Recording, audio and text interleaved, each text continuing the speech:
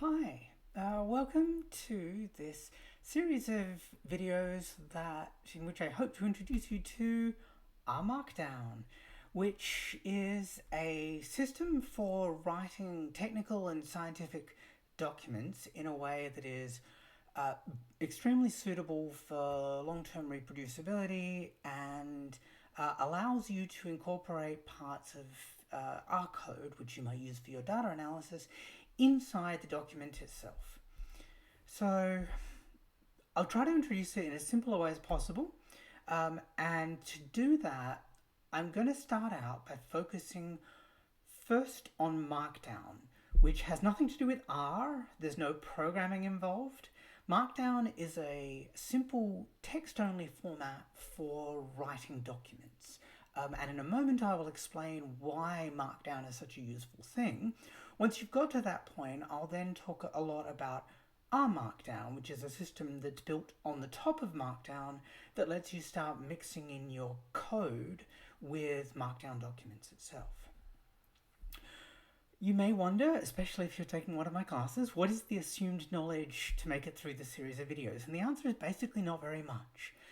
I'm not expecting you to come into this knowing any R code. In fact, there will be very little R code at all in this series, and no previous knowledge of Markdown is required either. So essentially, I'm assuming you're coming into this as a bit of a blank slate. And hopefully I will make this as painless as possible. So what do you need to do before actually starting? The main thing that you would need is to sign up for a free RStudio Cloud account. And you can do that by going here to rstudio.cloud and signing up. And I'll show you that process. I'm clicking on the link. So you'll see a screen like this, and you would click sign up, and you would see something that looks like that. And you would probably pick the free cloud plan. That's what I've got. And you'd go ahead and sign up, but I already have one of these accounts, so I'm just going to go straight to login, and it will go, hey, I can use this thing that I've got before, and I go login. Hey, we take a moment, and up comes the screen. If you get to this point, yours won't show this big long list of projects that you've already got up and running, but if you've got that, then you're ready to go.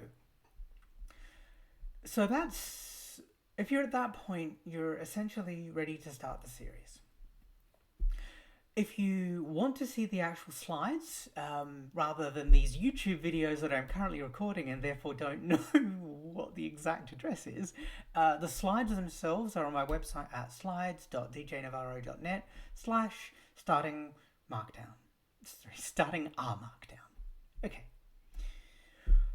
So, to finish up this first introductory video, I want to give you a sense of what it is you're about to learn and what in the rest of them.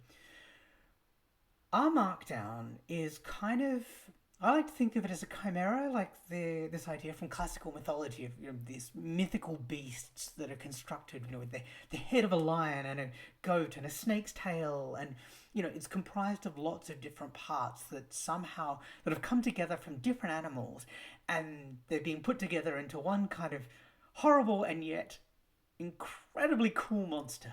And I think of R Markdown as exactly this kind of adorable monster.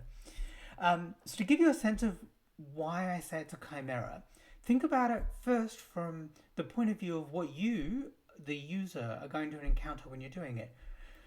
You will be writing text to create your document. That will be using Markdown.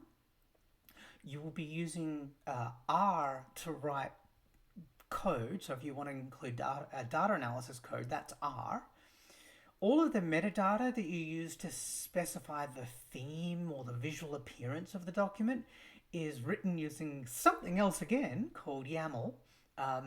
And if you happen to be unfortunate enough or fortunate enough to need to write a lot of equations, then for that you'll need to use LaTeX.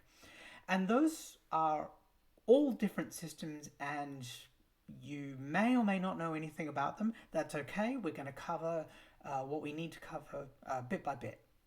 So the point is that you are using something that is cobbled together from lots of different parts, and we need to explain and understand each of those parts.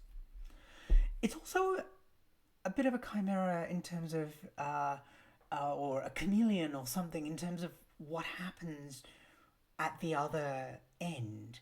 What gets created at the end can be one of many different things. It might create a web page, so an HTML document for you, or it might generate a PDF.